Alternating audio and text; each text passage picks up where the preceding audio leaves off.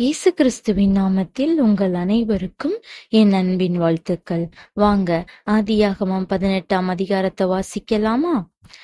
பின்பு கர்த்தர் மம்ரேயின் சமபூமியிலே அவனுக்கு தரிசனமானார்.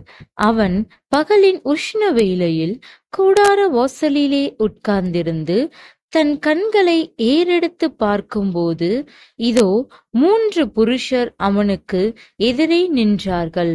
அவர்களை கண்டவுடனே அவன் கூடார வாசலிலிருந்து அவர்களுக்கு எதிர்கொண்டு ஓடி தரை மட்டும் குனிந்து, ஆண்டவரே, உம்முடைய கண்களில் எனக்கு கிருபை கிடைத்ததானால் நீர் உமது அடியேனை விட்டு கடந்து போக வேண்டாம்.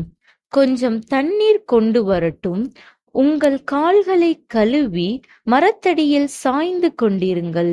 நீங்கள் உங்கள் இருதயங்களை திடப்படுத்த கொஞ்சம் அப்பம் கொண்டு வருகிறேன். அப்புறம் நீங்கள் உங்கள் வழியே போகலாம். இதற்காகவே அடியேன் இடம் வரைக்கும் வந்தீர்கள் என்றான். அதற்கு அவர்கள், நீ சொன்னபடி செய் என்றார்கள்.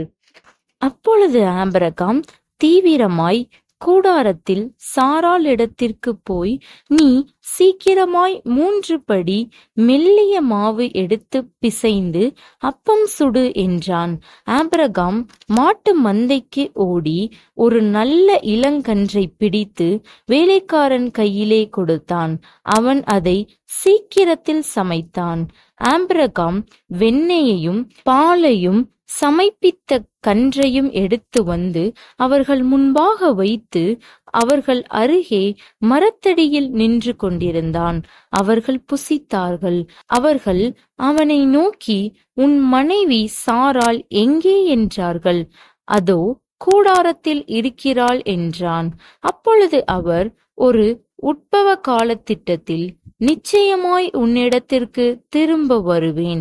அப்பொழுது உன் மனைவியாகிய சாராளுக்கு ஒரு குமாரன் இருப்பான் என்றார். சாராள் அவருக்கு பின்புறமாய் கூடார வாசலில் இதை கேட்டுக்கொண்டிருந்தாள். ஆபிரகாமும் சாராளும் வயது முதிர்ந்தவர்களாயிருந்தார்கள். ஸ்திரீகளுக்குள்ள வழிபாடு சாராளுக்கு நின்று போயிற்று. ஆகையால் சாராள் தன் உள்ளத்திலே நகைத்து, நான் கிழவியும் என் ஆண்டவன் முதிர்ந்த வயதுள்ளவருமான பின்பு எனக்கு இன்பம் உண்டாயிருக்குமோ என்றாள்.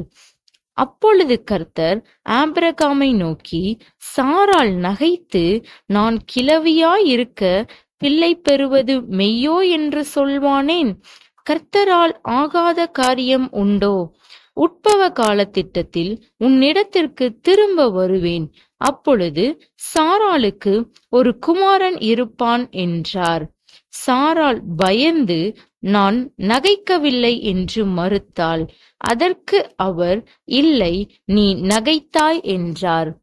பின்பு அந்த புருஷர் எழுந்து அவ்விடம் விட்டு சோதோமை நோக்கி போனார்கள். ஆபிரகாமும் அவர்களோடே கூட போய் வழிவிட்டனுப்பினான்.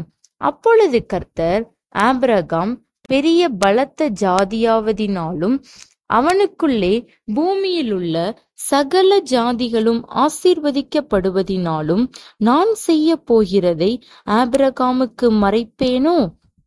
கர்த்தர் ஆபிரகாமுக்கு சொன்னதை நிறைவேற்றும்படியாய் அவன் தன் பிள்ளைகளுக்கும் தனக்கு பின்வரும் தன் வீட்டாருக்கும், நீங்கள் நீதியையும் நியாயத்தையும் செய்து கர்த்தருடைய வழியை காத்து நடவுங்கள் என்று கட்டளையிடுவான் என்பதை அறிந்திருக்கிறேன் என்றார். பின்பு கர்த்தர் சோதோம் கொமோராவின் கூக்குரல் பெரிதாய் இருப்பதினாலும் அவைகளின் பாவம் மிகவும் கொடிதாயிருப்பதினாலும் நான் இறங்கி போய் என்னிடத்தில் வந்து எட்டின அதன் கூக்குரலின்படியே அவர்கள் செய்திருக்கிறார்களோ இல்லையோ என்று பார்த்து அறிவேன் என்றார். அப்பொழுது அந்த புருஷர் அவ்விடம் விட்டு சோதோமை நோக்கி போனார்கள். ஆபிரகாமோ பின்னும் கர்த்தருக்கு முன்பாக நின்று கொண்டிருந்தான். அப்பொழுது ஆபிரகாம் சமீபமாய் சேர்ந்து, துன்மார்க்கனோடே நீதிமானையும் அழிப்பீரோ? பட்டணத்துக்குள்ளே ஒருவேளை 50 நீதிமான்கள் இருப்பார்கள். அதற்குள் இருக்கும் அந்த 50 நீதிமான்கள் நிமித்தம் இரட்சியாமல் அந்த ஸ்தலத்தை அழிப்பீரோ? துன்மார்க்கனோடே நீதிமானையும் சங்கரிப்பது உமக்கு தூரமாயிருப்பதாக. நீதிமானையும் துன்மார்க்கனையும் சமமாய் நடப்பிப்பது உமக்கு தூரமாயிருப்பதாக. சர்வலோக நியாயாதிபதி நீதி செய்யாதிருப்பாரோ என்றான். அதற்கு கர்த்தர், நான் சோதோமில் 50 நீதிமான்களை கண்டால் அவர்கள் நிமித்தம் அந்த ஸ்தலம் முழுவதையும் இரட்சிப்பேன் என்றார். அப்பொழுது ஆபிரகாம் பிரதியுத்தரமாக, இதோ தூளும் சாம்பலுமாயிருக்கிற அடியேன் ஆண்டவரோடே பேச துணிந்தேன். ஒருவேளை 50 நீதிமான்களுக்கு 5 பேர் குறைந்திருப்பார்கள். அந்த 5 பேர் நிமித்தம் பட்டணம் முழுவதையும் அழிப்பீரோ என்றான். அதற்கு அவர், நான் 45 நீதிமான்களை அங்கே கண்டால் அதை அழிப்பதில்லை என்றார்.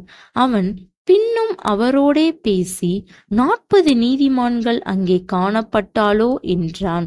அதற்கு அவர், 40 நீதிமான்கள் நிமித்தம் அதை அழிப்பதில்லை என்றார்.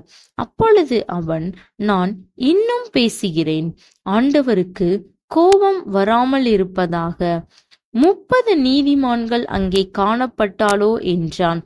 அதற்கு அவர், நான் 30 நீதிமான்களை அங்கே கண்டால் அதை அழிப்பதில்லை என்றார். அப்பொழுது அவன், இதோ ஆண்டவரோடே பேச துணிந்தேன், 20 நீதிமான்கள் அங்கே காணப்பட்டாலோ என்றான். அதற்கு அவர், 20 நீதிமான்கள் நிமித்தம் அதை அழிப்பதில்லை என்றார்.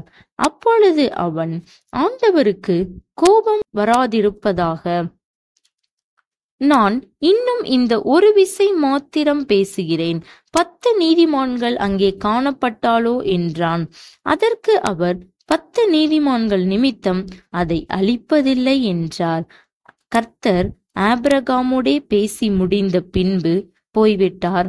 ஆபிரகாமும் தன்னுடைய இடத்திற்கு திரும்பினான். ஆமேன். இதே போல அடுத்த அதிகாரத்துல நான் உங்களை சந்திக்கிறேன். Praise the Lord.